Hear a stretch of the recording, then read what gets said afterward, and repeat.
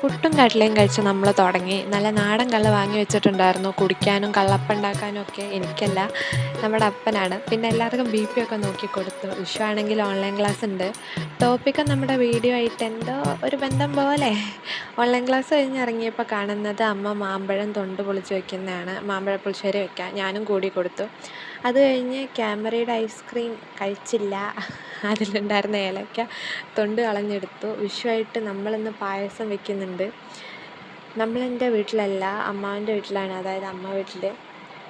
ഇതൊന്നും പണിയെടുക്കുന്നവരുടെ കൈകളല്ല. ഞാനും അപ്പനും വീഡിയോ എടുക്കുന്നതുകൊണ്ട് മാത്രം നാച്ചുറൽ ആക്ടിങ് കാഴ്ച വയ്ക്കുന്നതാണ്. അമ്മായി പറഞ്ഞു കൊടുക്കുന്ന അനുസരിച്ച് പായസം ഉണ്ടാക്കുന്ന അമ്മയാണ്. എൻ്റെ ഇളക്കൽ ശരിയല്ലാത്തതുകൊണ്ട് എന്നെ പറഞ്ഞു വിട്ടു. ക്ഷീണം മാറ്റാൻ ടാങ്ക് കലക്കി കുടിച്ച് പിന്നെ പായസം എല്ലാം ഉണ്ടാക്കി ചോറുണ്ടപ്പോൾ 3 മണിയായി. നല്ല പായസമായിരുന്നു. എല്ലാവരും വിഷുവൊക്കെ നന്നായിട്ട് ആഘോഷിച്ചല്ലോ അല്ലേ?